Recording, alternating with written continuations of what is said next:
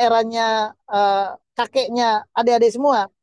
Dulu ya kalau pasar itu pasar tradisional, bertransaksi apa namanya secara langsung, memberikan uang secara tunai, lalu terjadilah transaksi, pencatatan juga secara manual. Lalu berpindah zaman ke zaman modern, kita udah kenal supermarket. Supermarket itu apa namanya, kita ambil sendiri barang, lalu kita kasih kasir, di situ di scan, transaksi berjalan. Ya, itu sudah terjadi perubahan dari yang apa namanya sederhana, menjadi yang lebih eh, apa namanya lebih lebih profesional, lebih ke digital, mungkin semi digital gitu. Tetapi era sekarang transaksi itu full digital. Kalau dulu yang di nomor pertama itu kita ambil barang, kita bayar uangnya kan gitu ya. Lalu pencatatan penjualan dicatat oleh penjual secara manual di kertas. Kalau dia mau mungkin melakukan transaksi penjualan, melakukan pencatatan untuk dia rekap mungkin di hari itu, di sore itu. Nah, lalu yang kedua, yang tengah ini, di situ kita ambil barang, pembayarannya itu sudah digital. Bisa secara manual kita bayar, bisa secara digital kita apa namanya dengan mesin edisi, dan sudah dipastikan transaksinya sama mereka tercatat secara digital gitu kan. Ini sudah semi digital. Kenapa? Saya masih ambil barang secara manual. Tetapi yang tiga ini diambil secara digital ya kan. Lalu transaksi secara digital ya, dan diantar, dan pemesanannya pun secara digital. Sudah full digital nih. Sudah ada perbedaan di 3 zaman tersebut. Saat ini itu yang sekarang kita eh, apa namanya kita jalani, model transaksinya seperti itu. Nah, lalu selanjutnya yang kedua. Yang kedua selanjutnya, karena halaman berikutnya.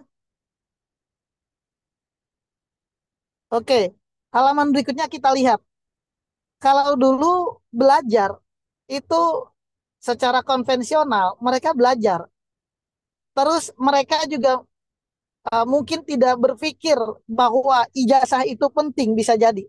Mereka yang terpenting adalah belajar, tidak apa namanya, tidak mengerti ijazah, dan apa namanya juga mungkin belum menjadi standarisasi bahwa sekolah itu ya harus punya ijazah. Yang terpenting mereka punya ilmu gitu.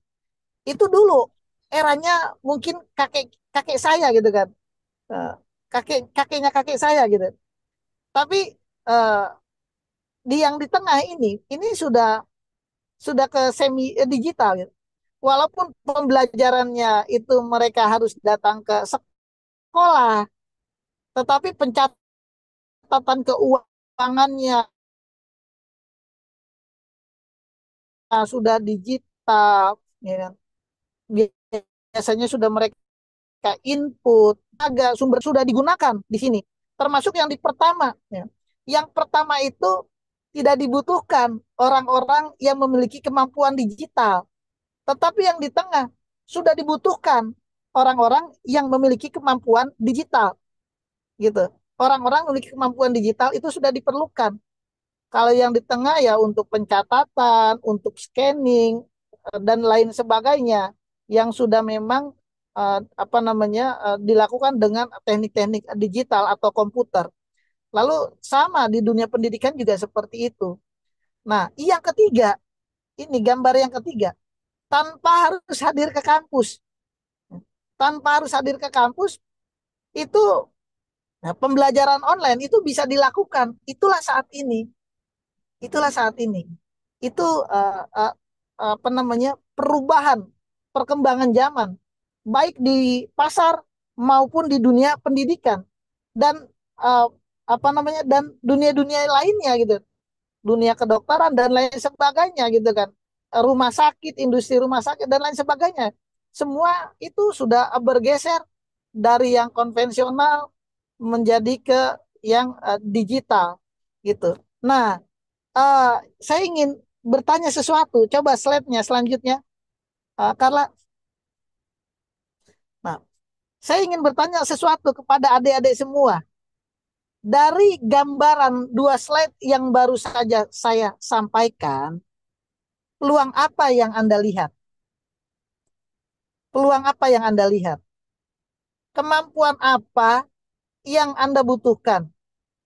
Dan langkah sukses yang harus kamu lakukan? Dari perkembangan zaman tersebut, baik di pasar maupun di dunia pendidikan, itu kan kita bisa lihat peluang apa sih, gitu kan? Dari perubahan zaman tersebut, kemampuan apa sih yang harus kita butuhkan? Langkah sukses apa sih yang harus kamu lakukan?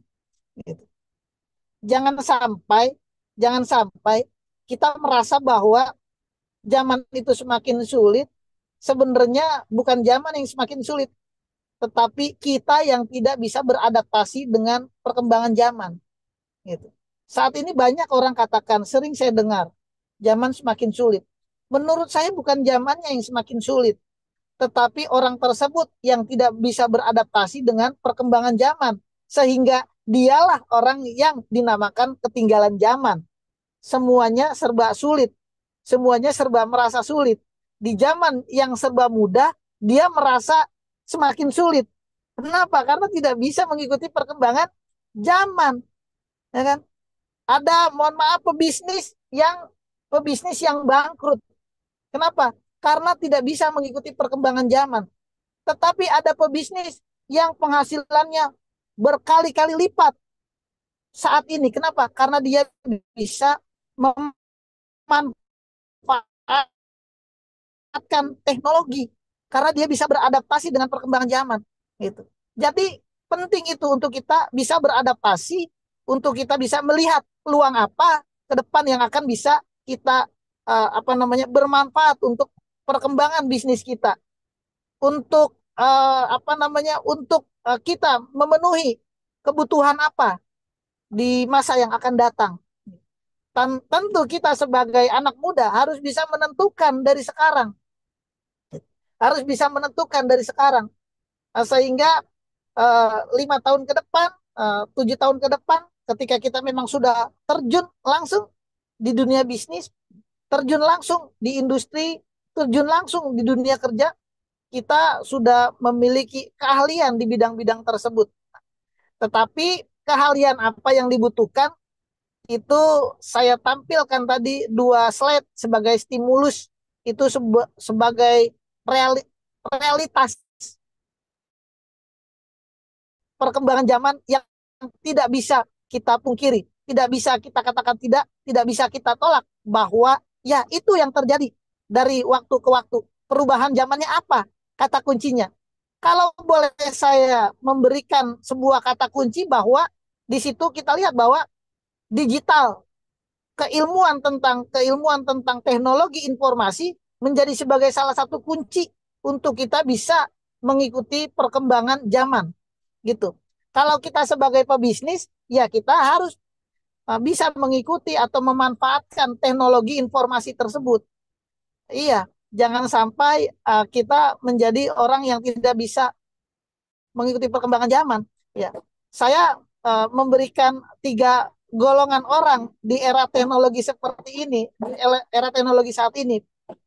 Yang pertama adalah orang yang ketinggalan zaman. Orang yang ketinggalan zaman itu orang yang tidak bisa beradaptasi dengan perkembangan teknologi. Itu pasti hidupnya sulit. Pasti bisnisnya tertinggal, kalah cepat, perluasan pasarnya tertinggal, transaksinya lambat, kalah cepat dengan orang-orang yang beradaptasi dengan perkembangan teknologi. Itu golongan yang pertama, orang yang tertinggal. Yang kedua adalah orang yang menjadi bagian dari perubahan teknologi tersebut. Ya, kira-kira simpelnya, mudahnya, dia tidak bisa memanfaatkan atau mengoptimalkan, tetapi hanya menjadi bagian saja. misalkan driver Gokar, mohon maaf, driver Gojek, nah, dan lain sebagainya, atau mungkin yang apa namanya yang berkecimpung di situ hanya sebagai bagian dari operasional saja, gitu.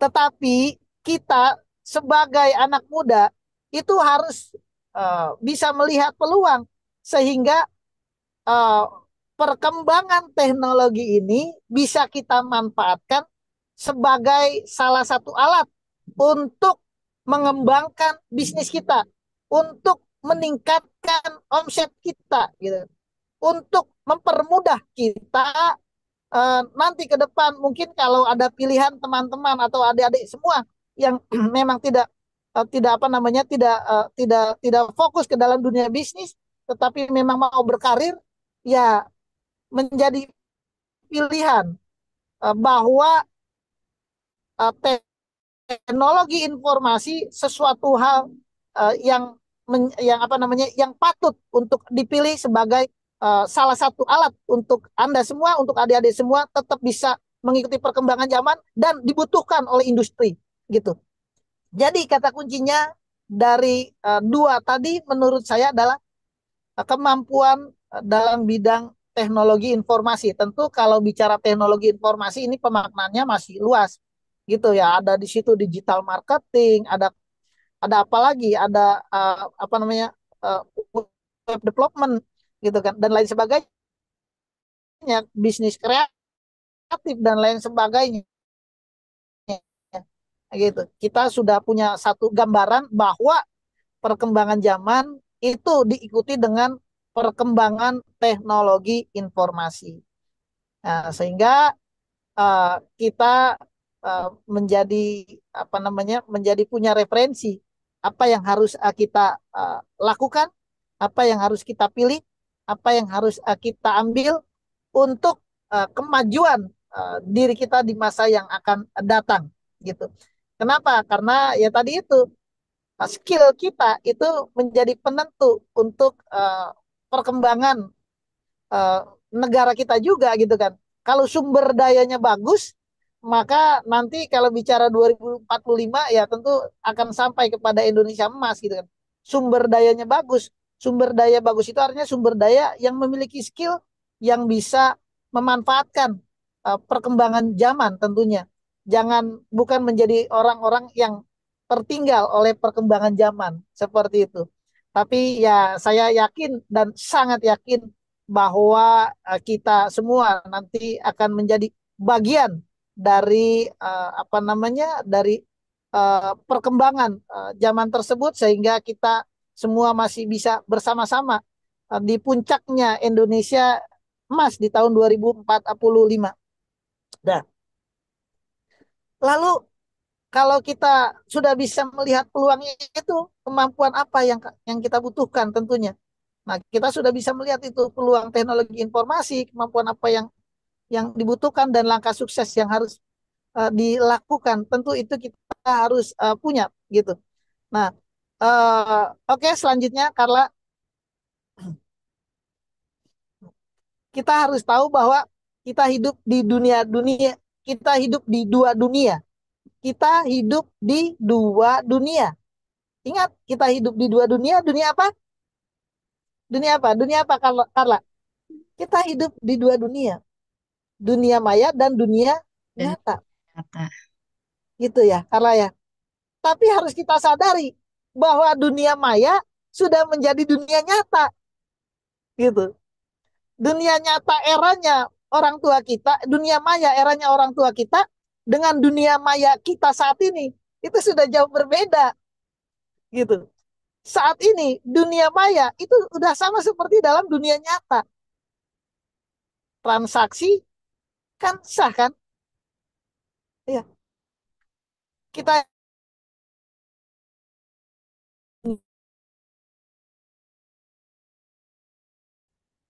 gitu. Kita itu memiliki konsekuensi hukum yang sama ketika kita hidup di apa namanya di dunia, artinya kita apa namanya di dunia itu artinya kita secara itu bisa melihat bisa bertemu dengan apa namanya orang-orang Kalau bisnis ya kita bertemu dengan penjual, kita bertemu dengan pembeli, kita melakukan satu transaksi. Orangnya ada di depan mata kita, lalu kita bayar baik secara digital maupun secara konvensional. Tapi dunia maya kita melakukan satu transaksi tidak pernah ketemu orangnya, bahkan kita tidak tahu siapa dia, gitu kan. Tapi ya 3 hari atau 2 hari barang yang kita pesan, barang yang kita transaksikan sampai ke rumah kita. Jadi dunia maya sekarang itu sudah hampir sama seperti dunia nyata, gitu. Bahkan saya punya klien, saya punya supplier kapasitas silikon itu saya bekerja sama atau pertama kali membeli, saya kenal namanya, namanya Christina, Ibu Christina. Itu saya beli pertama kali tahun 2009 sampai sekarang. Berarti sudah 15 tahun. Saya nggak pernah ketemu orangnya. Saya nggak pernah ketemu orangnya. Saya kalau order itu cuma tinggal di WA saja. Bu Christina tolong dikirim 4 kintal. Sampai tuh diantar 4 kintal. Itu. Lalu baru setelah itu saya bayar. Gitu. Saya bayar dengan cara di transfer. Gitu. Ya, eh, ini saya mau tanya sebentar nih. Ada Adinda, ada Bagaskara, ada Bintang, ada Bunga Lestari, ada Diana Indrasari, ada Farel Sebastian, ada Jilan Nur Sahbani, ada Lela Nur Lela, ada Lutfi. Wah, banyak sekali ya. Mohon maaf tidak saya absen satu persatu. Iya, kira-kira dari gambaran back satu halaman, Carla, ke belakang. Oke, kembali ke satu halaman ke belakang. Oke, saya mau mau apa namanya mau berkomunikasi dengan salah satu peserta. Oke, ini ada Lutfi. Lutfi bisa on cam, bisa berkomunikasi dengan saya.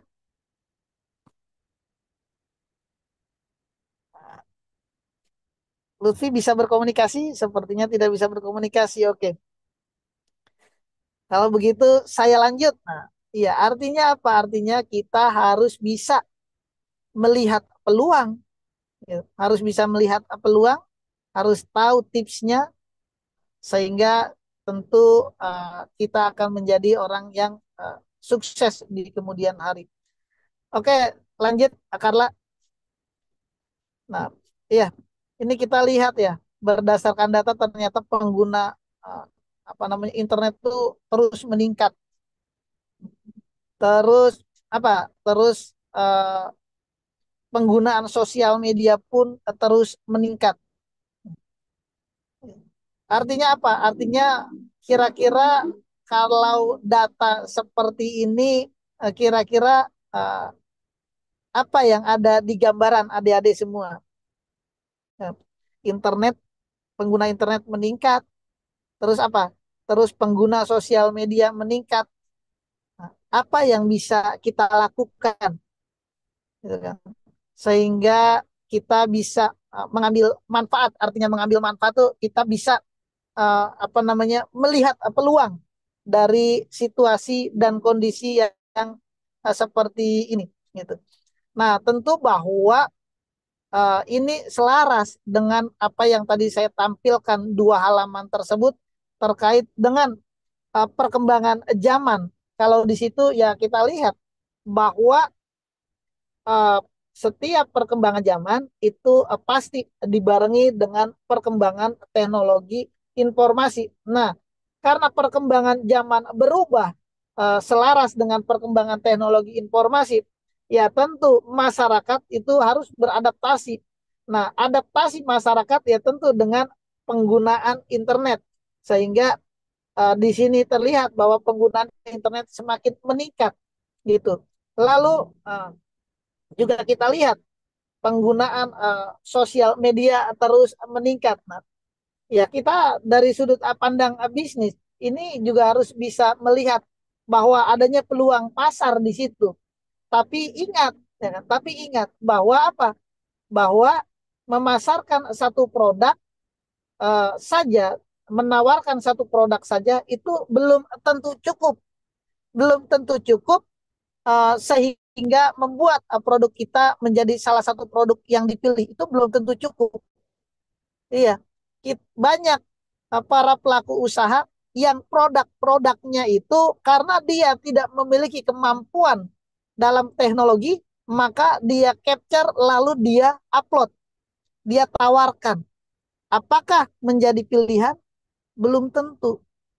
Kenapa? Karena itu belum tuntas dalam digital marketing. Dalam hal ini kita bicara bagaimana cara memasarkan satu produk, maka ada tiga hal penting. Kalau kita ingin menang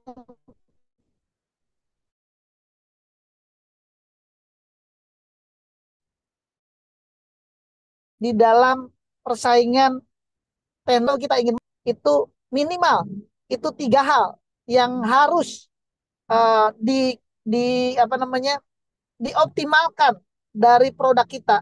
Yang pertama apa? Yang pertama apa? Karena apa, Karla? Kalau kita ingin memenangkan persaingan dalam dunia digital, ada tiga. Yang pertama apa? Karla masih ingat? Yang pertama adalah foto, ya. Setelah foto apa? Video. Ya, Setelah video apa? Deskripsi, gitu. Tiga poin itu. Makanya banyak pebisnis sudah mengupload produknya tetapi nggak laku. Saya sudah banyak berbicara ribuan, di hadapan ribuan para pelaku pebisnis. Nah, mereka itu ketika saya tanya, apakah Bapak Ibu punya Tokopedia? 90% angkat tangan, punya. Punya Shopee, 90% angkat tangan, punya. Lalu untuk apa? Untuk jualan atau untuk apa namanya, pembelian? Rata-rata adalah untuk pembelian. Kenapa? Kok bukan untuk jualan? Kan Bapak Ibu jualan. Nggak laku katanya. Kenapa nggak laku? Ada salah satu peserta yang mengatakan ke saya, Pak, saya sudah ikut banyak advertise. Saya ikut FB advertise. Saya boncos rugi jutaan. Produk saya nggak laku. Saya bilang, coba saya lihat page kamu, halaman kamu. Ketika saya lihat, ternyata produknya, fotonya belum optimal. Fotonya belum optimal. Videonya tidak ada. Deskripsinya tidak optimal. Kira-kira menjadi pilihan nggak tuh? Kan kan apa namanya? Justru bukan menjadi pilihan. Kalau foto kita, video kita, deskripsi kita belum optimal, kita ikut advertise, saya khawatir konsumen itu justru malah berburuk sangka kepada kita bahwa produk yang kita jual itu palsu, bahwa produk yang kita jual adalah produk eh, apa namanya, yang tidak bagus. Jangan-jangan bahkan dia khawatir terhadap kita bahwa kita ini punya tujuan menipu. Misalkan begini, saya berikan salah satu contoh. Adik-adik semua, saya berikan salah satu contoh. Coba diperhatikan. Saya akan berikan salah satu contoh. Misalkan ada satu produk, harganya, kalau produk ini mau saya jual kepada Anda semua, itu dengan harga 100.000. Kenapa saya kasih harga 100.000? Harapannya sih laku, menjadi banyak pembelinya. Nah, sedangkan kompetitor saya itu harganya 110.000. 110.000.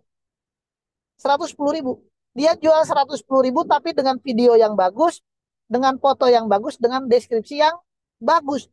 Produk sama, sama seperti saya karena produk pabrikan. Saya jual 100.000, fotonya jelek, videonya tidak ada, deskripsinya belum tuntas. Kira-kira adik-adik beli yang mana? Beli produk yang 100.000 atau 110? Coba kalau Carla kira-kira beli yang mana? Produk yang 100.000 atau 110? Kalau aku milih yang 110, Pak. Iya, pasti pilih yang 110. Kenapa?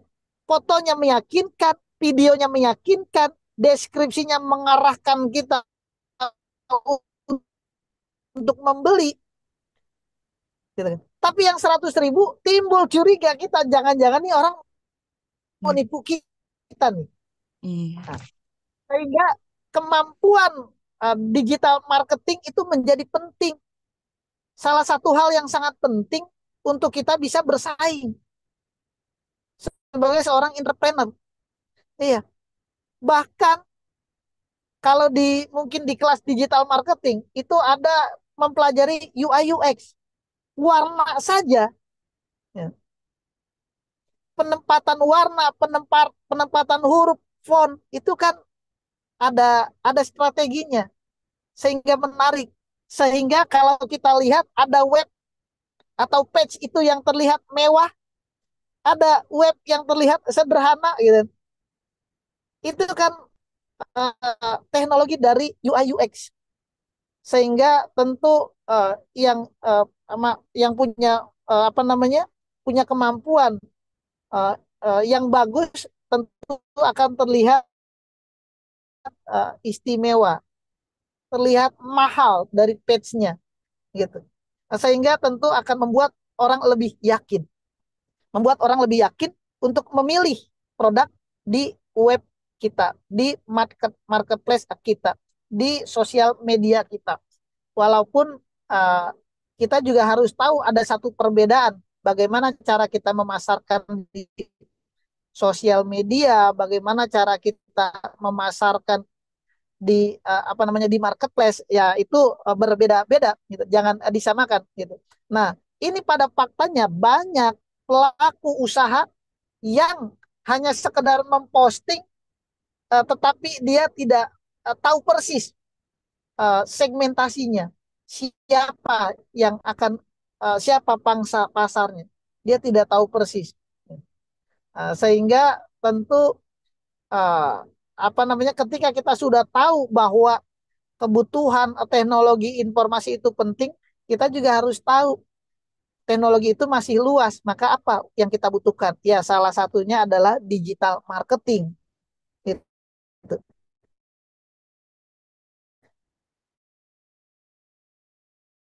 Digital marketing yang kita butuhkan. Kalau kita kecenderungan ingin berkarir,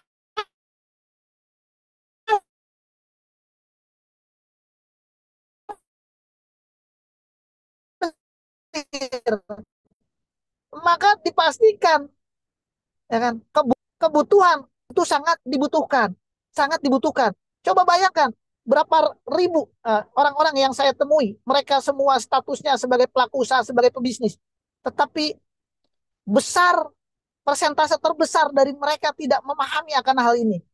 Artinya berapa besar pangsa pasar yang akan kita apa namanya kita jaring, baik dari kelas apa namanya kelas pebisnis UMKM maupun kelas industri. Termasuk di kelas industri pun masih banyak yang kalau saya lihat itu strategi-strategi marketingnya uh, belum apa namanya belum optimal, gitu. Belum optimal. Kenapa? Ya karena sumber daya di situ yang memang tentu belum optimal juga kemampuan dalam hal memasarkan satu produk dengan teknologi digital itu juga menjadi satu hal yang sangat penting gitu. Saya memberikan satu analogi jangan sampai kita ini yang memang anak zaman sekarang gitu, anak zaman now gitu, itu dalam melakukan satu bisnis itu kalah dengan tukang mancing gitu. Ini sebuah analogi untuk menentukan strategi yang tepat dalam menghadapi satu pasar misalkan gitu. Nah, kalau orang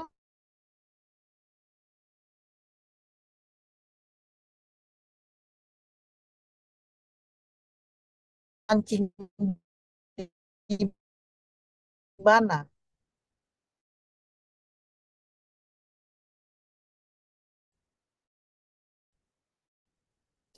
yang biasa mancing. Jadi eh, kita harus eh, tahu siapa calon customer kita, maka treatment kita pasti berbeda gitu. Dan tentu itu menjadi salah satu materi yang ada di kelas digital marketing gitu. Jangan sampai kita itu tidak tahu siapa target market kita, hanya sekedar diposting saja dan pada akhirnya ya yang terjadi adalah seperti tadi salah satu peserta yang konsultasi ke saya, dia pada akhirnya merugi karena advertise yang dia ikuti itu tidak berdampak uh, apa namanya pada pembelian karena kan tujuannya tentu kita melakukan satu iklan adalah adanya transaksi, tetapi di situ tidak terjadi transaksi. Kenapa? Ya karena gambarnya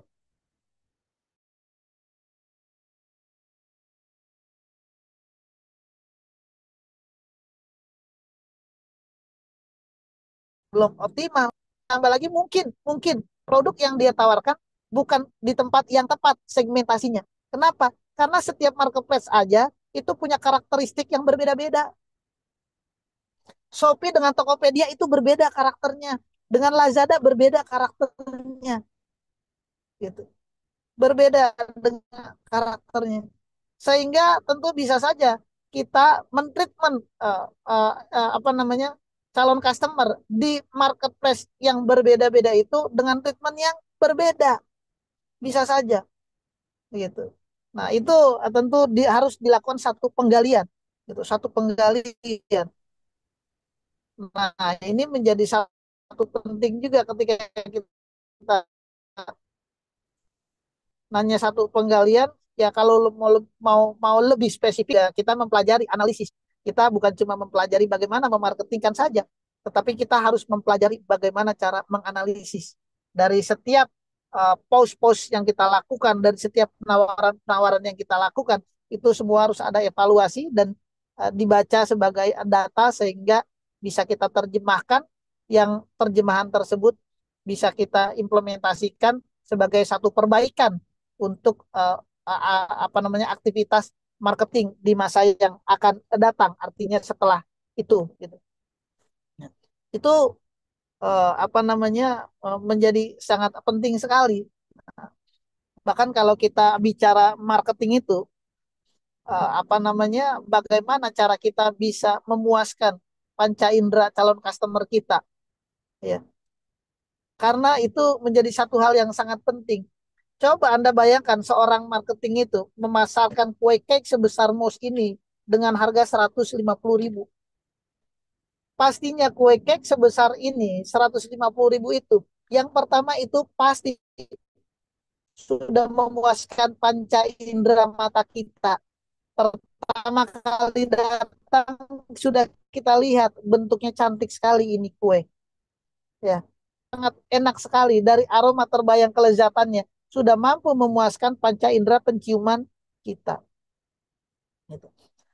Lalu setelah memuaskan panca indera mata kita, memuaskan panca indera hidung kita, pasti yang ketiga memuaskan panca indera lidah kita, pengecapan kita. Pasti rasanya lezat.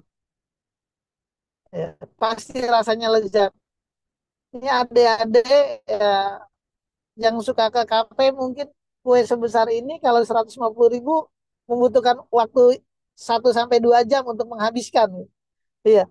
Kalau kue apa?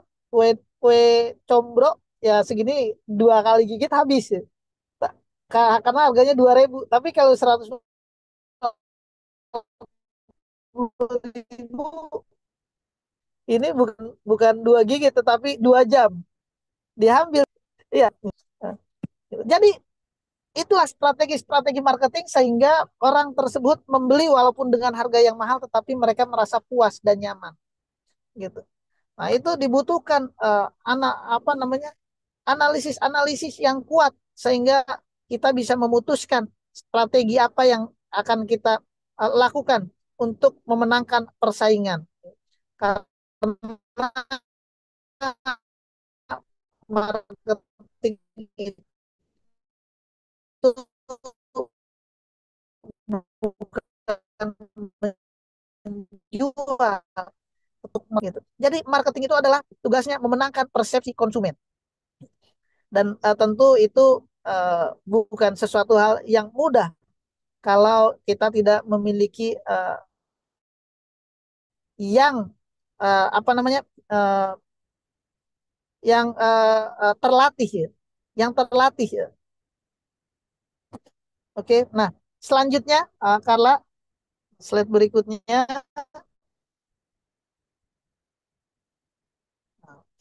Nah, iya, kita sudah punya data, ya.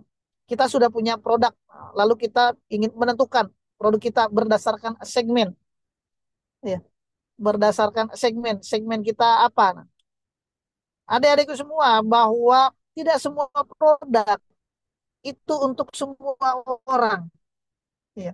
Bahkan air putih sekalipun, ya, air putih sekalipun, air mineral, bukan air putih, ya air mineral, ya air mineral, mineral botol yang sering kita lihat kalau kita jalan taruhlah ada di pinggir jalan bisa kita beli. Apakah itu segmennya semua umur? Enggak. Segmen itu bisa terbentuk karena usia, karena pendapatan, karena pendidikan, karena gender, karena tempat tinggal customer, karena keyakinan, karena budaya, karena politik, karena gaya hidup. Jadi segmentasi itu bisa terbentuk. Contohnya karena penghasilan. Ya.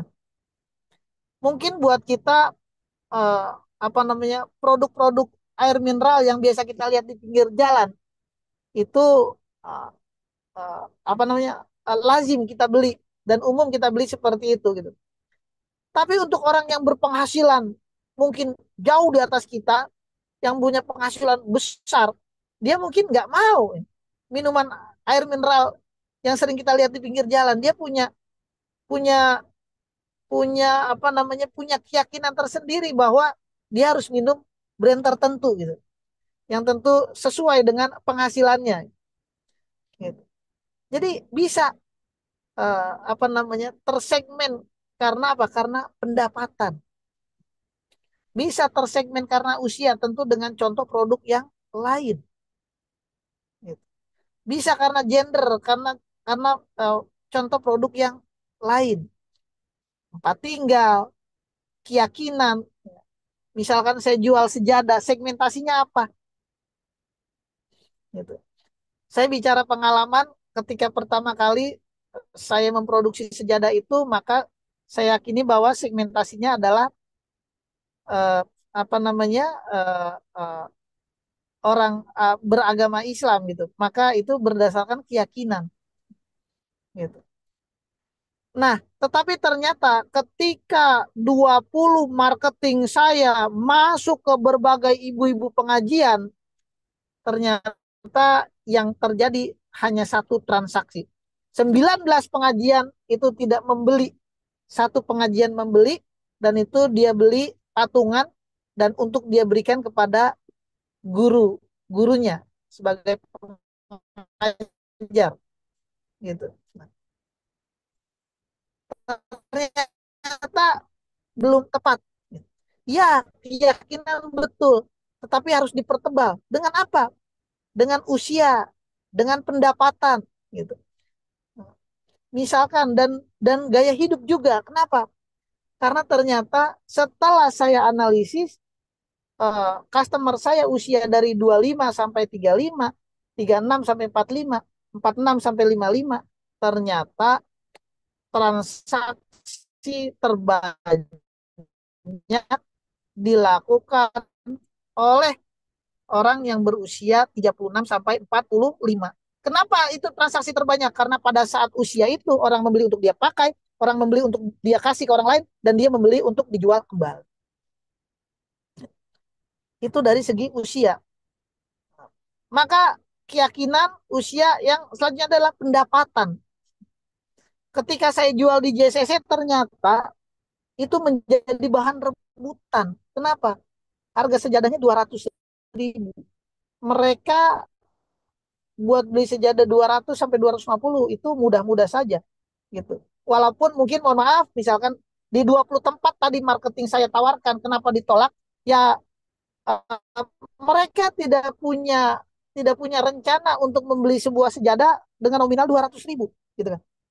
Kalau untuk beli apa namanya baju gamis 500 ribu ya dibeli gitu kan, 700 ribu dibeli, tapi memang udah ada budgetnya. Tapi kalau untuk budget sejadah itu ternyata tidak. Nah,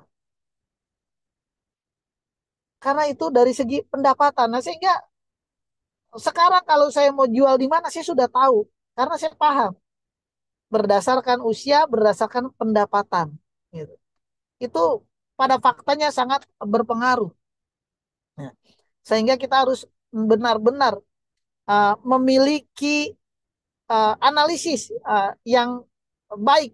Nah, tapi kalau kita sudah punya analisis yang baik pun, ya itu kan belum tuntas. Kenapa? Ini kan baru bicara apa namanya? Bicara normatif, belum dikaitkan dengan teknologi informasi, gitu kan?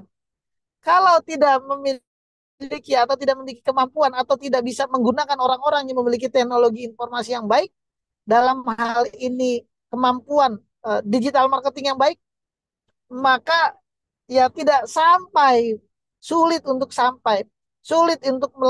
melakukan satu satu pemasaran yang bagus.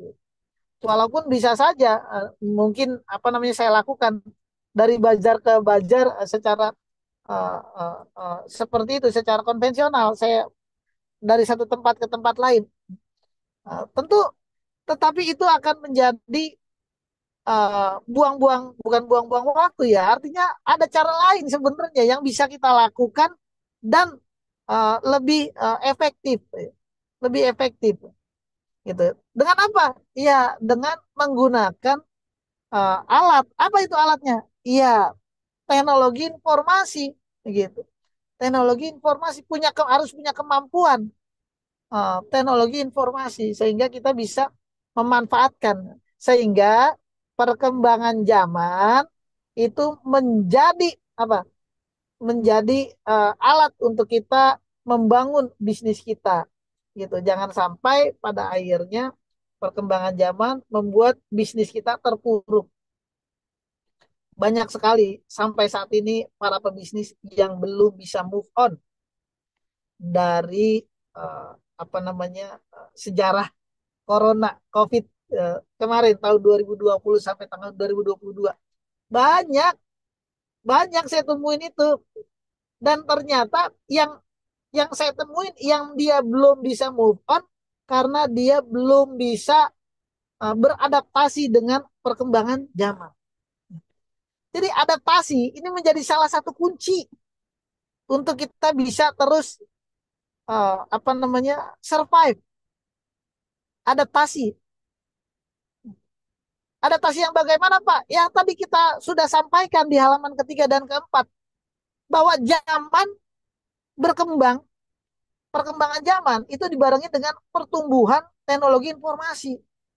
Artinya apa? Kalau kita tidak punya kemampuan di situ, ya agak sulit untuk bersaing, gitu kan. Baik kita sebagai pebisnis maupun kita sebagai individu yang memang kita punya karir, kebutuhan itu sangat tinggi di bidang tersebut. Gitu. Kebutuhan di bidang tersebut sangat tinggi. Jadi ya ini bukan cuma bicara tentang bisnis saja, tetapi juga apa namanya menjadi sebagai salah satu wawasan untuk teman-teman menentukan jurusan apa, menentukan skill apa, menentukan apa namanya mungkin eh, apa namanya keinginan Anda dalam berprofesi, baik sebagai seorang entrepreneur maupun profesional gitu. Jangan jauh-jauh dari apa namanya? Dari support perkembangan zaman gitu. Kenapa? Karena perkembangan zaman disupport oleh sistem informasi. Perkembangan zaman berbanding lurus. Pertumbuhan zaman bukan ya perkembangan zaman, pertumbuhan zaman berbanding lurus dengan pertumbuhan teknologi informasi. Zaman sudah pasti berubah, ya. teknologi menyesuaikan, maka eh, ya kan zaman kan punya keinginan, orang punya keinginan untuk misalkan yang kemarin transaksinya secara manual sekarang harus dengan apa namanya dengan digital gitu. Nah, maka berarti kan dia punya kebutuhan untuk mendigitalisasi transaksi. Siapa yang dibutuhkan? Ya kan? Terus dia ingin melakukan satu satu eh, apa namanya eh, eh, perluasan pasar. Dia ingin melakukan satu perluasan pasar supaya omsetnya meningkat. Orang dengan sumber daya apa yang dia butuhkan? Dengan spesialisasi apa yang dia butuhkan? Tentu seorang digital marketing. Gitu. Jadi kalau profesi kita tujuannya sebagai profesional pun itu dibutuhkan. Gitu. Itu dibutuhkan. Atau kita menjadi sebagai seorang entrepreneur, uh, memiliki penguasaan dalam dunia digital marketing, menjadi entrepreneur, dan itu juga dibutuhkan. Oke, selanjutnya Carla. Pak Wahid, Ya, mohon maaf, ini karena ada keterbatasan waktu ya, ternyata sampai 2 jam aja, sampai jam 2 aja. Eh, dan ternyata ini Mas Bayu udah join untuk mempresentasikan terkait sisi IT. Mungkin nanti oke. kita bisa langsung next di pertanyaan-pertanyaan aja kali ya Pak untuk anak-anak yang Ya, masih penasaran terkait digital marketing kita hari ini. Cuman mungkin untuk ya, sekarang kita next dulu untuk presentasi terkait sisi IT ya Pak. Mohon ya, maaf sebelumnya. ya. Oke. Oke Pak, terima kasih banyak ya Ya, hari ini. terima kasih. Sebentar ya, kita lanjut dulu untuk pemaparan materi dari Mas Bayu.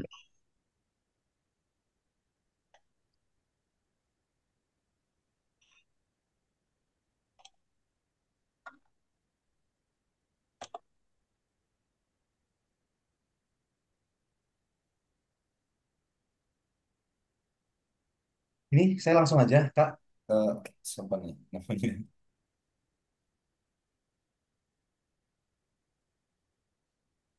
Kak Najwa Carla. Iya, Mas. Saya langsung ini aja, langsung presentasi aja nih. Oke, sebentar aku siapin PPT-nya dulu ya. Bisa dijadikan host atau co-host nggak biar saya bisa share PPT dari saya? Untuk hostnya itu dari Pak Wahid.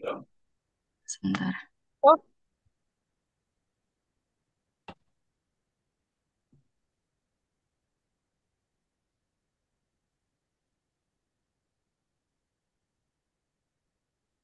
ya sudah ya. Sudah. Nah, oke. Selamat siang, Mas Bayu. Halo, selamat siang, Kak Najwa Ya, Carla ya. siang. Selamat siang, Pak Wahid. Assalamualaikum, Pak. Waalaikumsalam warahmatullahi Waalaikumsalam. Ada Bu Nurul juga nih kayaknya nih di Zoom ini nih. Halo, selamat siang Mas Bayu. Senang sekali Halo. sudah bergabung ya. Terima kasih banyak. Selamat siang, Bu. Siang Mas Bayu.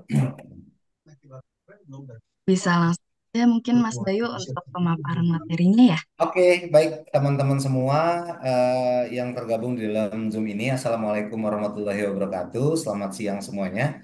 Salam sejahtera untuk kita Waalaikumsalam. semua. Mudah-mudahan kita semua dalam keadaan sehat hari ini dan seterusnya ya. Baik, setelah, Amin. setelah tadi pemaparan luar biasa dari Pak Wahid ya, salah satu ekspor di bidangnya. Izinkan kali ini saya apa ya memberikan sosialisasi kami dari penyelenggara Society Fakultas Teknik Universitas Indonesia ya mungkin ada yang baru join di sini mungkin apa ya join karena dapat link atau dapat informasi tapi belum tahu CCIT itu apa kali ini akan saya sampaikan ya. Minggu lalu juga apa pada saat bareng sama Ibu Nurul ya kali ini saya bareng sama Pak Wahid bahwa saya akan kembali menyampaikan informasi buat teman-teman yang mungkin baru kali ini bisa bergabung gitu ya. Oke, sebelum saya masuk ke dalam informasi tentang CCIT FTUI, nah di sini ada Pak Dekan Fakultas Teknik UI yang alhamdulillah beliau juga baru saja terpilih menjadi Rektor UI Rektor UI untuk tahun 2024-2029, mulai bertugas nanti di tanggal 4 Desember 2024. Ya, Prof Heri ini memberikan juga pesan motivasi nih di dalam apa ya, di dalam sosialisasi saya bahwa yang harus diketahui bahwa Fakultas Teknik UI itu bukan cuma sekedar pendidikan akademik, artinya banyak program yang memang dipersiapkan oleh Fakultas Teknik UI. Tinggal nanti disesuaikan aja dengan minat dari para calon mahasiswa ya. Nantinya dia akan mengambil pendidikan yang seperti apa modelnya, karena di Fakultas Teknik UI sendiri sangat-sangat banyak sekali, sehingga nanti akan bisa menjadi pilihan-pilihan lain yang mungkin kalau tahunya UI garis umumnya aja, garis besarnya aja, nanti mungkin setelah saya sosialisasikan akan lebih terbuka tentang pilihan programnya ya. Kalau Pak Dekan Fakultas Teknik UI, Prof. Heri menyampaikan seperti itu. Artinya tidak hanya menyiapkan pendidikan akademis saja. Artinya non akademik, pendidikan profesionalnya juga ada di Fakultas Teknik UI. Nah, ini juga Pak Direktur, Prof. Surya. Nah, pesan dari mencapai cita-citanya artinya tidak ada usaha yang akan mengkhianati hasil. Tergantung seberapa besar usaha kita. Percaya sama kemampuan diri kita masing-masing, artinya itu pasti nantinya yang akan membawa hasil yang terbaik buat kita di masa yang akan datang. Kayak gitu ya kalau pesan Prof. Suryanya sendiri. Nah, dua orang ini adalah orang-orang yang sangat berpengaruh ya, khususnya di sisi ITF TUI, karena satunya Pak Dekan Fakultas Teknik, yang satunya adalah Pak Direk. Ini selalu ikut saya kemanapun saya kunjungan ya ke sekolah atau mengisi webinar seperti ini, gitu ya.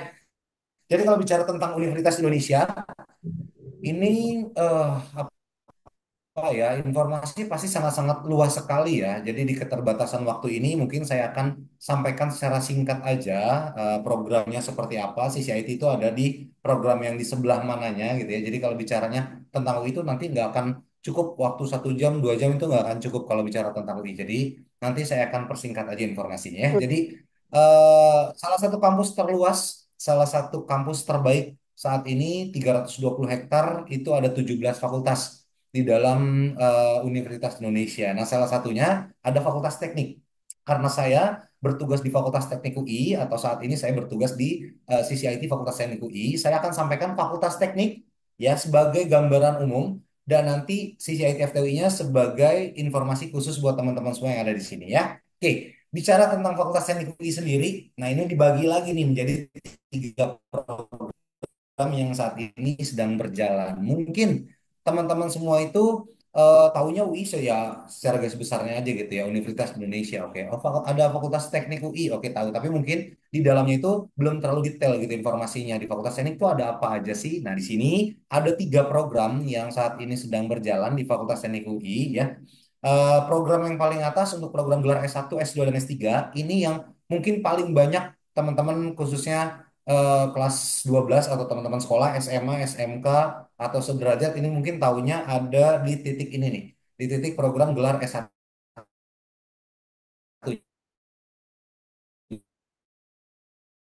nya gitu ya.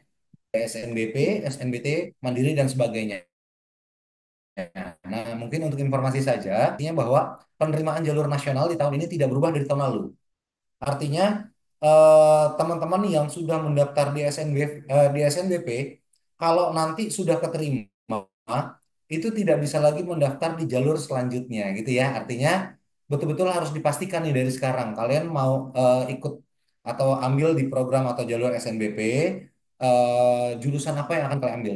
Jadi jangan sampai nanti kalian tuh milihnya ngasal gitu ya. Kalau milih jalur SNBP, jalur nasional ngasal, keterima dan nggak diambil, ini nantinya pasti akan menyusahkan pihak sekolahnya ya, pasti akan menyusahkan pihak sekolah, akan menyusahkan adik-adik kelasnya juga. Nah, artinya dari sekarang harus harus tahu juga nih gambaran-gambaran bidang-bidang apa aja yang mungkin bisa menjadi pilihan terbaik sampai nanti apa di eranya masa depan gitu ya, di eranya kalian. Nah, menurut saya sampai di Indonesia Emas 2045 nanti, apalagi ditambah dengan bonus demografi ya, artinya tingkat produktivitas tertinggi ada di eranya sekarang nih, anak mudanya banyak banget pastinya.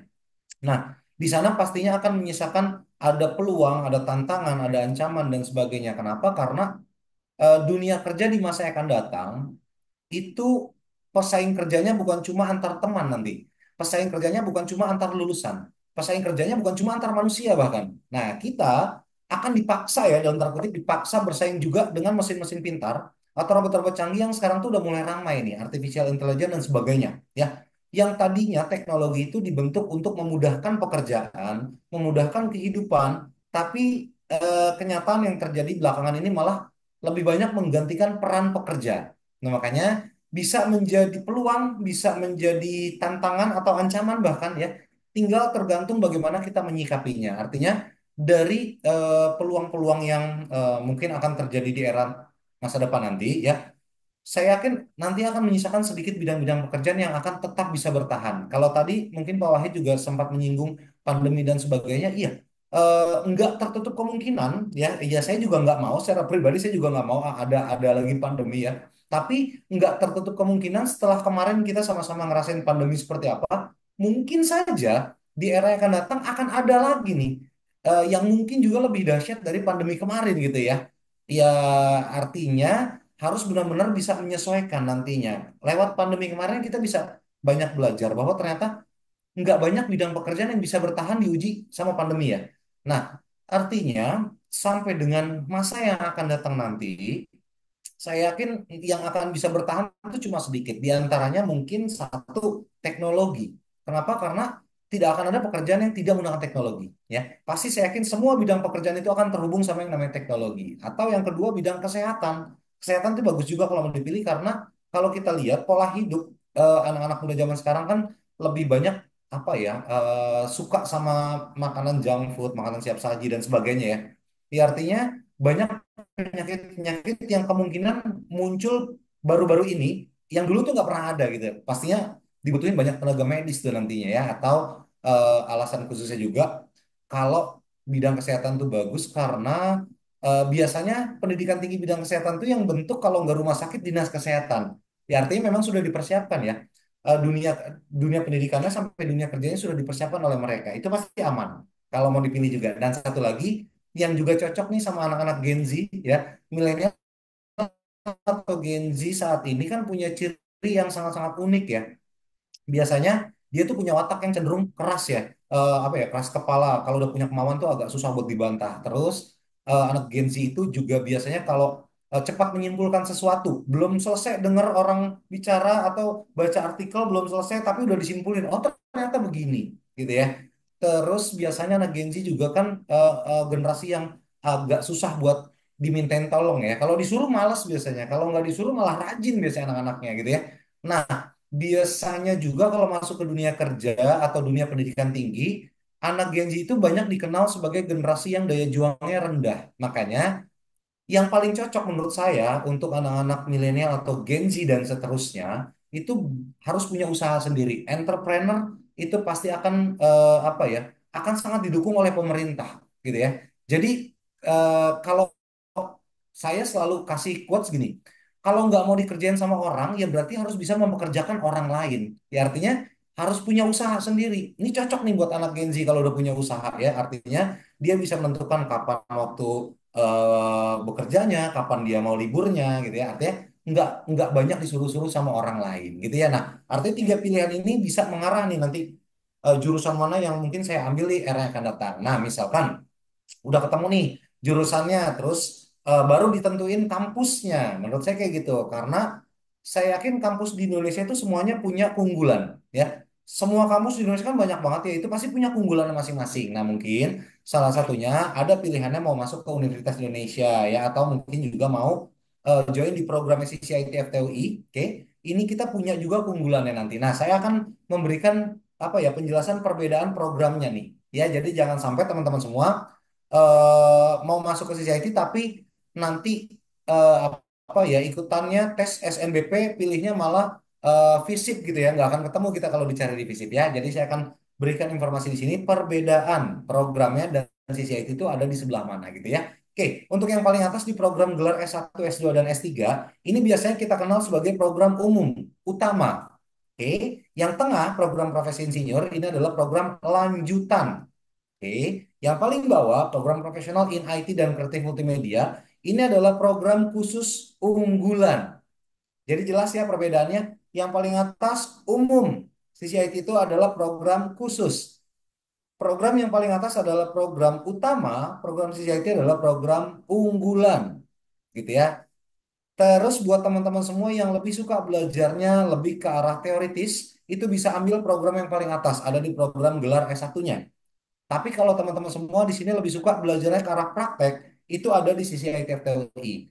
Karena sampai di 90% prakteknya, gitu ya. Terus pada saat kemarin misalkan eh, ada saringan minat bakat anak apa teman-teman semua di sini ini ada yang lebih cenderung ke arah keilmuan. Nah, keilmuan itu adanya di program gelar S1 dan seterusnya. Yang paling atas berarti.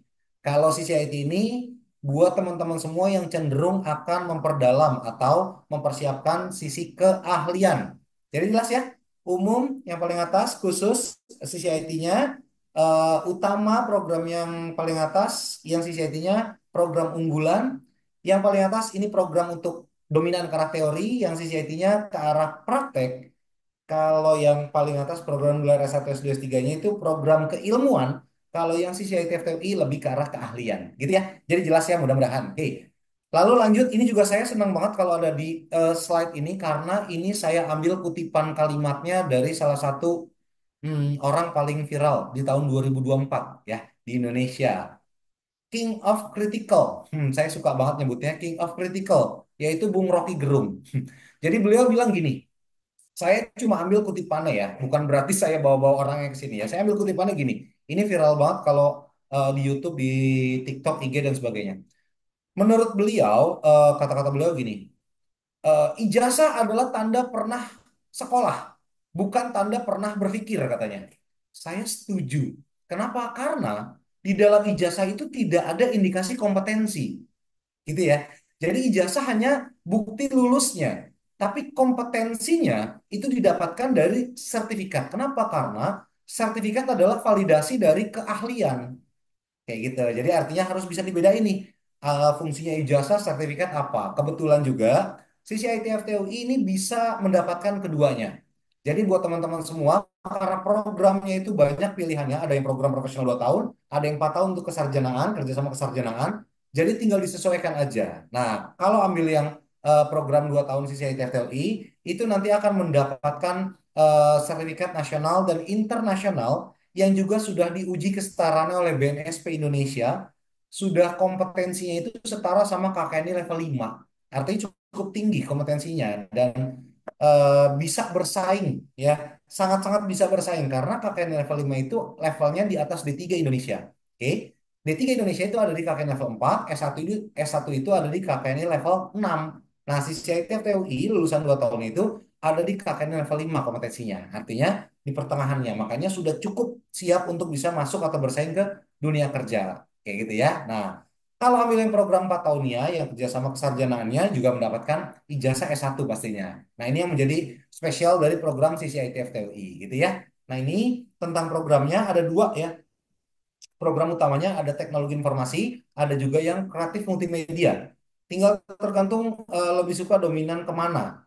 Oke, semuanya tetap ada di ranah dunia teknologi atau IT. Misalkan mau pilih yang ke IT gitu ya, yang murni ke ilmu IT. Nah, nanti di dalamnya itu ada kekhususan programnya, ada full stack development, ada cyber security, ada Internet of Things atau Internet System Automation sekarang namanya, ada digital marketing dan sebagainya gitu ya. Terus ada lagi kreatif multimedia, itu ada animasi atau multimedia gitu ya. Nanti tinggal disesuaikan aja lebih cenderung kemana. Kalau kreatif multimedia ini kombinasi berarti ilmu IT dengan desain multimedia animasi perfilman gitu ya. Terus kita juga punya pengajar yang berpengalaman, maksudnya pengajar kita nggak cuma lulusan S1 S2 nggak, tapi pengajar kita wajib punya pengalaman industri. Karena kurikulum yang kita gunakan di sisi ITF-TUI itu full kurikulumnya internasional. Jadi nggak lagi pakai kurikulum lokal. Oke, kurikulum di sisi IT itu kurikulum internasional berbasis industri, berbasis project, dan berbasis kompetisi.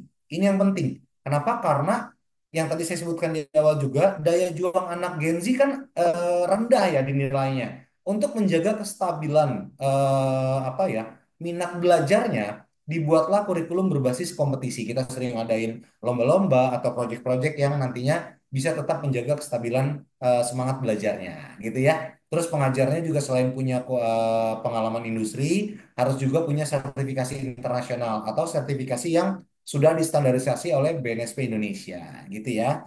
Terus visi misinya, CCI TFTOI itu menjadi unit kerja khusus bidang teknologi informasi yang punya daya saing kuat, gitu ya. Kenapa? Karena lulusan CCIT yang misalkan ambil program utamanya yang program profesional 2 tahun, ini supaya lulus 2 tahun udah siap bersaing kerja di dunia global. Karena nantinya di masa yang akan datang untuk bisa masuk atau bersaing ke dunia kerja, ya, bukan lagi dilihat background pendidikan, tapi skill, kompetensi dan keahlian secara individu. Ini yang penting, ya. Makanya CCI TFTI dibentuknya lulusan-lulusan itu apa ya, lulusan siap kerja yang sudah dibekali dengan kompetensi yang mencukupi untuk masuk atau bersaing ke dunia kerja, gitu ya. Lalu ini pendiriannya kebetulan kita 1 Oktober 2024 kemarin baru saja genap berusia 22 tahun.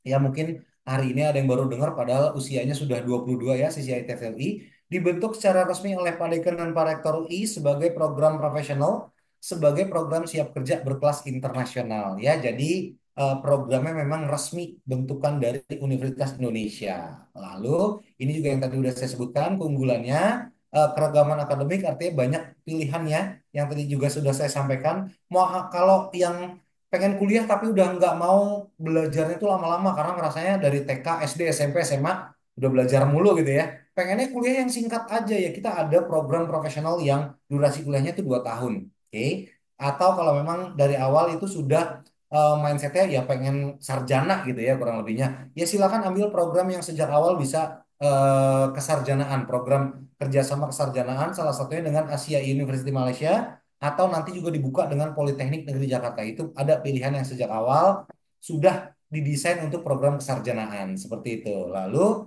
ini ada program beasiswa yang paling banyak ditanyain juga. Jadi nggak usah khawatir, kita juga ada program beasiswa dari beasiswa akademik atau beasiswa non akademik. Magang wajib di semester 4. Nah, ini jauh lebih singkat, jauh lebih cepat ya. Jadi semester 4 anak-anak siswa itu udah magang. Nah, dari sini nih banyak yang udah kerekrut kerja. Kenapa? Karena dilihat potensi kerjanya besar. Fresh graduate juga masih baru berusia sekitar 19 tahun tapi udah siap kerja karena sudah dibiasakan kurikulum industri, project sama kompetisi ya. Makanya pasti pada saat magang itu bisa menunjukkan karakter kerjanya, makanya banyak yang diambil kerja gitu ya. Terus bisa juga ada studi lanjut luar negeri yang tadi udah saya sampaikan. Kalau pengen sarjananya internasional ada, sejak awal kita juga udah buka program kerjasama S1 dengan antara CCI TFTUI dengan Asia University Malaysia. Oke, programnya ini 4 tahun, bisa pilihannya 3 tahun di Indonesia, 1 tahun di Malaysia, atau full 4 tahun di Indonesia. Oke, ini biasanya diperuntukkan untuk anak-anak yang mau kerja sambil kuliah gitu ya, karena Asia University Malaysia itu salah satu kampus terbaik di Malaysia. Dia punya fleksibilitas yang cukup tinggi untuk teman-teman yang udah bekerja, gitu ya. Terus ini salah satu sistem akademik yang kita bangun sendiri, udah kita launching juga. Terus, nah ini kita terhubung sama semua apa ya unsur dunia kerja ya kurang lebihnya ada Iduka. Jadi kita apa ya kental dari kerjasama dunia kerja atau industrinya. Ada Iduka dunia industri dan dunia kerja ini levelnya nasional. Ada Job Connect, ini link kerja alumni, biasanya alumni yang sudah tersebar banyak ya di banyak tempat. Kalau ada peluang kerja paling banyak ngambil itu dari anak-anak CCIT. Bahkan yang masih aktif kuliah, kenapa? Karena tahu belajarnya kayak gimana, karena tahu dia siap kerjanya seperti apa gitu ya. Terus Career Development Center CDC FTUI ini biasanya pusat informasi karir yang ada di UI itu terkumpul di CDC. Kalau udah jadi member biasanya kalau ada peluang itu langsung di-share kepada akunnya masing-masing. Terus LinkedIn Indonesia juga pasti terhubung juga gitu ya. Terus di sini ada juga kita terdaftar sebagai ILUNI Universitas Indonesia. Ini merupakan nilai jual tambah ya karena kalau udah bicara tentang iluni itu ikatannya sangat kuat, informasi juga pastinya pertukaran informasi sangat banyak dan sangat besar sekali gitu ya. Nah ini lembaga yang punya kerjasama dengan kita, industrinya yang saya ambil di tahun 2023 nih. Jadi ini saya ambil datanya di acara Convocation 2023 atau wisuda ya.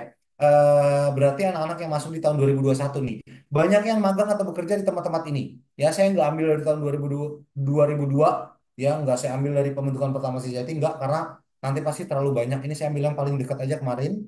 Oke. Lalu ini apa ya, contoh pengajarnya yang tadi saya sudah sebutkan juga, bahwa nggak cuma sekedar lulus S1 S2 tapi harus punya pengalaman industri atau punya sertifikasi internasional atau minimal sertifikasi kompetensi yang diawasi oleh BNSP Indonesia. Terus ini gedung dan fasilitasnya. Nanti kalau berkunjung ke CCIT Fakultas Teknik UI, mungkin akan menemui ini tiga apa ya, tiga tempat ini. Yang satu itu kelasnya yang paling kiri, yang tengah itu auditorium kita punya sendiri. Jadi kalau mau ngadain acara yang jumlahnya cukup besar, kita udah bisa mengadakan sendiri. Dan ada kantor penerimaannya juga. Terus ini alamat CCIT FTUI. Nanti kalau ada waktu senggang, silahkan dibuka, di search aja tentang CCIT FTUI. Itu pasti terkoneksi dengan website atau Instagram atau mungkin TikTok dan sebagainya gitu ya. Jadi boleh langsung nanti dicari aja informasinya. Nah ini contoh juga alumni-alumni yang kemarin saya ambil paling dekat juga. Mereka tempat-tempat bekerjanya juga di sini ada Kompas, ada engineer, ada UI UX design dan sebagainya gitu ya. Oke, nah yang paling penting ini, karena penerimaan sisi ITFTUI itu hanya dibuka lewat jalur mandiri saja. Jadi tidak dibuka lewat jalur nasional. Makanya nggak akan banyak sekolah yang bisa kita datangi. Karena kuotanya itu terbatas gitu ya. Jadi buat teman-teman semua yang mendengarkan hari ini, kalau mau join di program CCITFTUI, sudah dibuka pendaftaran dari 1 September sampai 24 Oktober untuk penerimaan gelombang 1. Nanti tanggal seleksinya itu di tanggal 26 Oktober ya 2024. Ada dua pilihan ya untuk informasi umumnya, ada dua pilihan jalur masuk. Ada jalur tes yaitu mengikuti tes masuk dengan materi tes itu skolastik ya atau psikotes dalam bentuk bahasa Inggris. Atau kalau udah mau apa ya, nggak mau mikir gitu ya, pengennya raportnya supaya bisa berguna, itu boleh juga ada seleksi menggunakan raport. Nah, raport yang digunakan untuk gelombang 1 ini adalah raport semester 1 sampai 4 dengan rata-rata nilai lebih dari sama dengan 80. Boleh digunakan raportnya untuk ikutan seleksi. Nanti pengumumannya langsung keluar di tanggal 30 Oktober 2024. Jadi silahkan bisa langsung masuk ke link pendaftarannya. Boleh langsung apa ya, cari linknya di website resmi kita gitu ya. Oke, lalu ini ada biaya kuliahnya terakhir ya. Ada uang pangkal, ada juga uang BOP. Nah, ini untuk di awal ada uang pangkal, ada BOP. Karena BOP itu adalah uang bayaran per semester. Jadi yang akan saya jelaskan, uang pangkal dibayarkan hanya 1 kali di awal, besarnya 11 juta rupiah. Tidak mungkin naik, tapi mungkin turun. Kalau dia mendapatkan beasiswa atau potongan pada saat seleksinya. Gitu ya. Jadi nggak mungkin bertambah dari angka 11 juta, tapi turun menjadi 10 juta atau menjadi 9 juta itu mungkin, gitu ya. Terus itu dibayarkan sekali di awal. Jadi nggak ada uang pangkal di semester 2 dan seterusnya. Satu lagi adalah BOP, biaya operasional pendidikan. Nah, ini adalah uang bayaran per semester yang mana besarannya 7.300.000, include pembayaran SKS, buku, konser, modul, ujian, praktek dan sebagainya udah termasuk di dalam 7.300.000 tersebut. Gitu ya. Artinya tidak ada pembayaran di luar pembayaran BOP per semesternya. Dan pembayarannya ini kalau masih di awal masih ada pilihan pembayaran tunai atau angsuran ya. Jadi masih boleh di gelombang 1, 2, dan 3 masih dibuka untuk pembayaran skema angsuran. Nanti tinggal disesuaikan aja. Ini saya ambil dari informasi program CCI TFTUI. Kalau nanti mau ambil program yang kerjasama dengan Asia University Malaysia, itu nanti bisa dibuka di websitenya aja. Tinggal dikomparasi aja nanti biayanya gitu ya. Jadi ini sampel gambaran kalau yang kreatif multimedia lebih tinggi dari yang program TI karena ada kerjasama industri yang lebih kuat. Makanya biayanya sedikit lebih mahal gitu ya. Lalu ini kontak kita silakan disimpan dulu aja, nanti mungkin kalau mau tanya jawab, terus kalau mau datang langsung boleh banget langsung ke CCI TFTUI, ada di Gedung Engineering Center Fakultas Teknik UI Depok. Nah, nomor-nomor ini juga boleh di-save. Ini juga ada di website resmi kita gitu ya. Oke, mungkin itu aja ya. Terima kasih banyak teman-teman semua yang sudah join di kesempatan kali ini, di keterbatasan waktu ini juga. Mungkin masih ada yang mau tanya jawab juga sama Pak Wahid. Mohon maaf lahir batin Pak. Jadi tadi apa saya potong sebentar untuk apa sosialisasi programnya. Setelah ini saya kembalikan lagi ke apa MC dan Pak Wahidnya. Nanti kalau ada apa-apa, kalau mau tanya jawab, saya masih nemenin sampai acaranya selesai gitu ya. Terima kasih untuk saat ini. Ya, Kurang terima lebihnya kasih. mohon maaf. Assalamualaikum warahmatullahi wabarakatuh. Terima kasih Pak. Waalaikumsalam warahmatullahi wabarakatuh. Terima kasih banyak kepada Mas Bayu yang telah memberikan wawasan baru terkait program-program yang ada di CCIT FTUI. Nah, bagi teman-teman yang penasaran lebih dalam terkait CCIT FTUI, bisa banget ya hubungin kontak yang tadi udah diterakan, supaya bisa nanya-nanya langsung nih terkait CCIT FTUI. Oke, eh, karena adanya keterbatasan waktu, eh, padahal yang kita tahu bahwa narasumber kita hari ini tuh adalah ahlinya banget nih dalam digital marketing ya. Jadi buat teman-teman yang tertarik lebih lanjut untuk belajar tentang digital marketing, bisa langsung hubungin ke Bapak Wahid Syarifuddin buat tanya-tanya nih buat yang masih penasaran-penasaran tentang apa sih digital marketing terus gimana-gimananya. Oke, terus kita juga udah banyak banget ya dapat insight-insight baru dari Pak Wahid, dari perubahan zaman, terus juga gimana cara kita berkembang, terus apa sih kayak poin-poin yang harus kita miliki dalam pengambilan untuk posting produk kayak dari foto, video, dan juga deskripsi, supaya orang tuh nggak ngira produk kita tuh palsu. Terus juga eh, gimana cara kita untuk memuaskan panca indera dari customer kita supaya customer kita tuh tertarik dengan produk-produk kita. Oke, karena adanya keterbatasan waktu, kita buat tebak-tebakan aja kali ya. Pokoknya yang bisa jawab paling cepat dan berani raise hand, terus open kamera dan open mic, bisa ngedapetin giveaway dan dapetin hadiah dari CCIT FTUI. Oke, untuk pertanyaan pertama, ini siapa ya bisa raise hand yang pertama kali? Oke, pertanyaan, tak dulu, aku sebutin pertanyaan dulu nih. Pertanyaan pertama, sebutkan 3 platform sosial media yang berpotensi untuk menjadi sarana digital marketing. Oke, Jurinya nanti Pak Wahid ya, Carla. oke, Bu. Ini siapa nih yang udah raise hand? Muhammad Gazi ya? Oke, Muhammad Gazi bisa. Oke, Muhammad Gazi bisa open mic dan open kamera. Halo Kak, Halo, Muhammad Gazi. ya tadi kan eh di apa platform mana aja yang bisa buat digital marketing?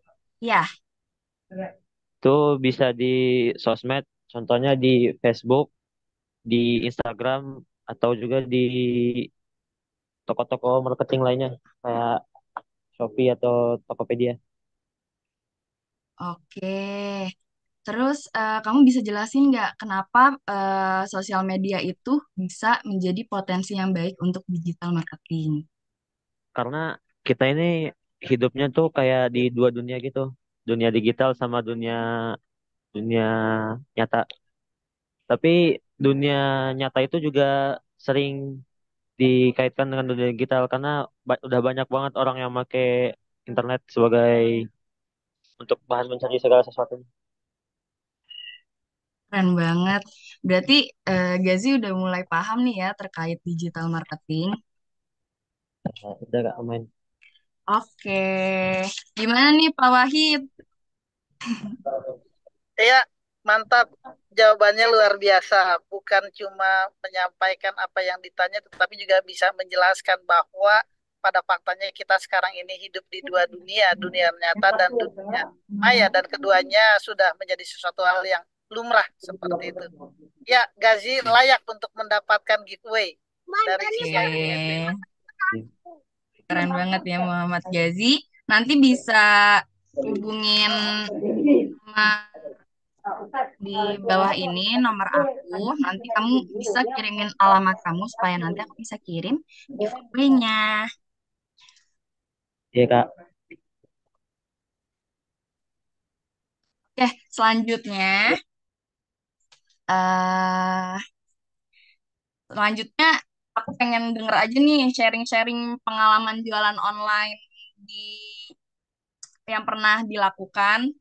Eh, aku pengen denger nih pengalaman-pengalaman cerita, terus juga kayak pengalaman jualan, eh, yang mungkin ada yang berkesan atau gimana dan berani buat ceritain di sini. Ada yang berani nggak ya?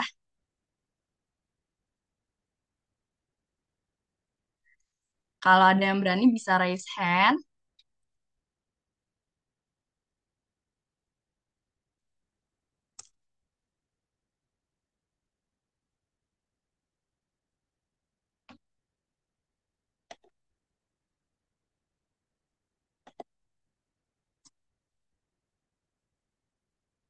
Ayo, ada yang mau nggak?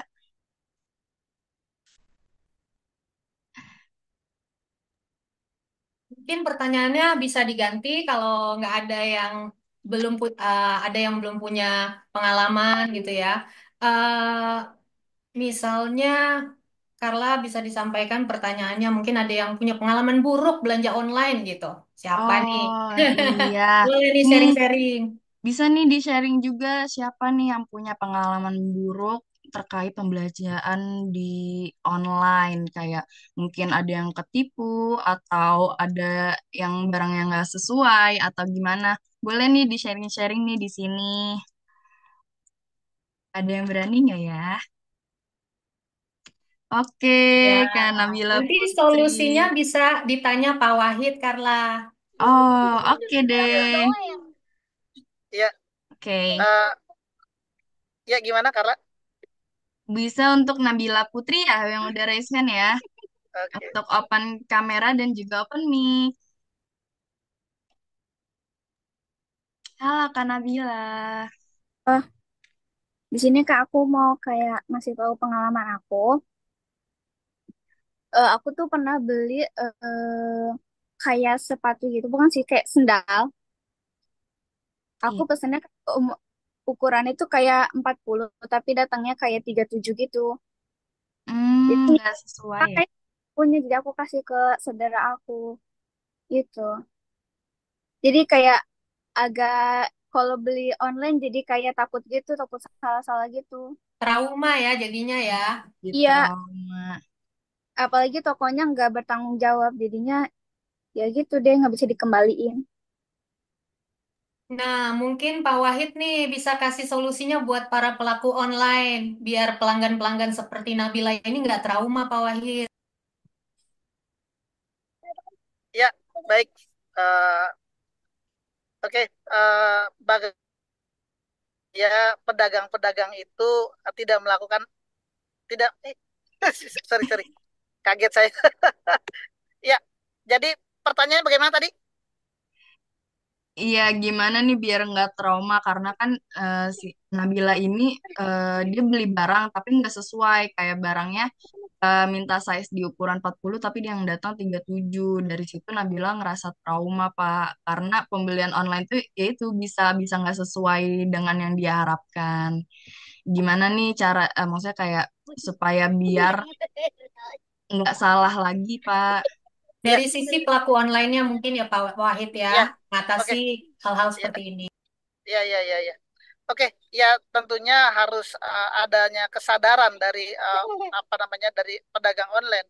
Yang pertama memang luruskan niat ya untuk apa namanya melakukan penjualan, aktivitas penjualan gitu kan. Bukan sesuatu hal, kan ada juga ya, ada dua hal sebenarnya. Ada yang memang niatnya memang menipu, ada yang memang manajemen pengeluaran barangnya yang tidak benar Iya. gitu. Nah, kalau yang menipu kita close gitu kan. Maka kita bicara terkait dengan manajemen pengeluaran barang sehingga sesuai dengan apa yang dipesan seperti itu. Tentu ya setelah barang pesanan itu keluar, tentu harus ada pengecekan apakah sudah sesuai kalau bicara ukuran. Nah, yang kedua terkait dengan ini apa namanya terkait dengan capture foto itu juga harus foto-foto yang memang produk aslinya. Karena saya juga melihat banyak pedagang-pedagang ini yang memang menempelkan foto bukan sesuai dengan produknya. Nah, ini sebenarnya masalahnya adalah ketidakmampuan dia mengcapture produk.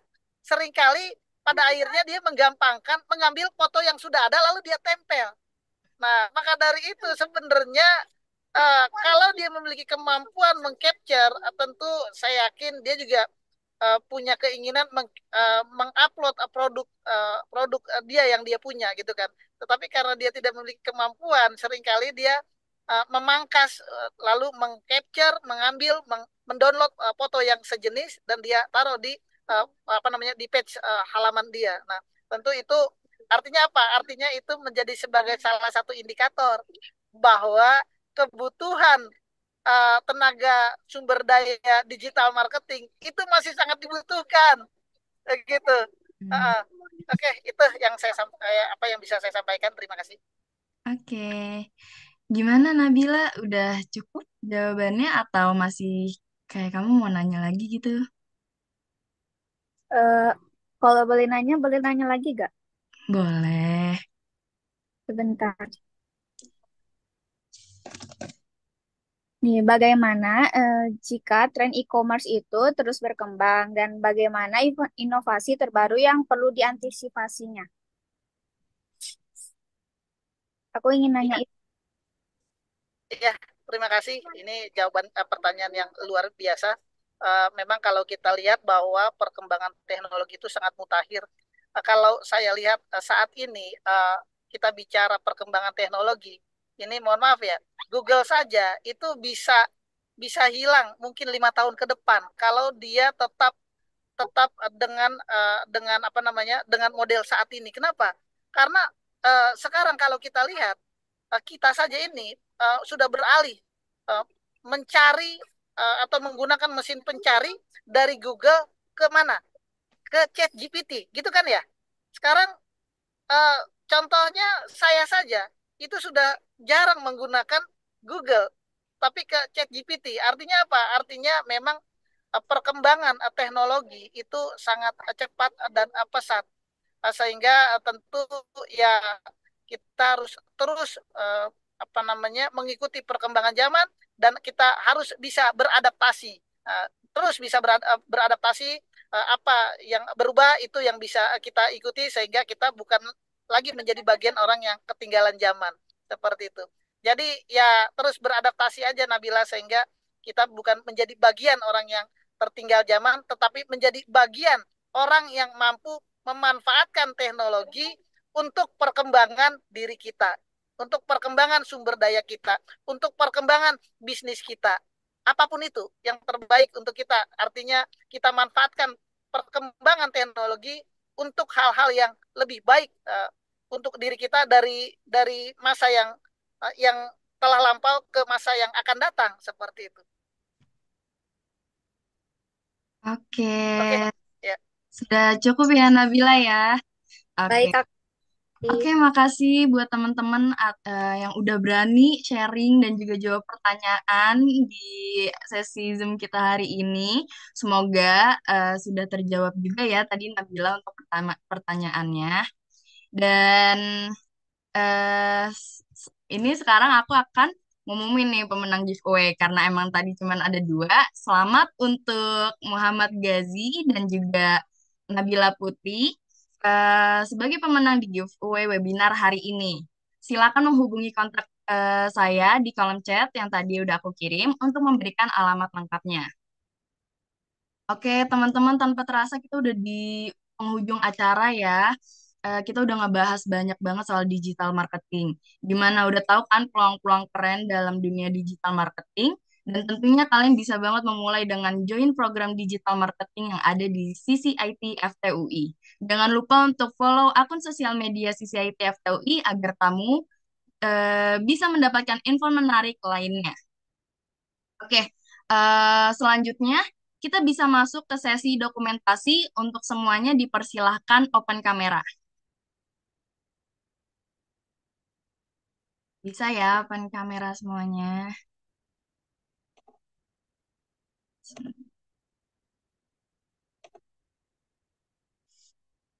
Ayo yang belum open kamera.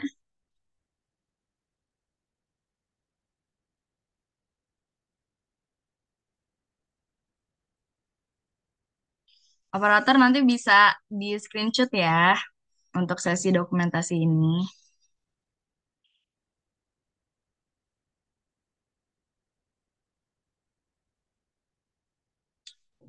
Oke. Ayo, ada lagi?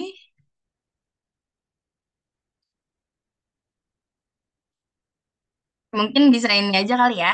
Langsung di foto aja untuk sesi dokumentasi hari ini. Apa bisa di screenshot ya dalam hitungan kita enggak ya? 3, 2, 1.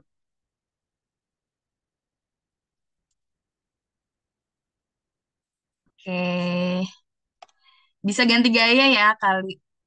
Kita bisa ganti gaya mungkin kayak gaya yang lebih ekspresif atau bisa gaya peace atau bebas. Oke. 1, 2, 3. Oke.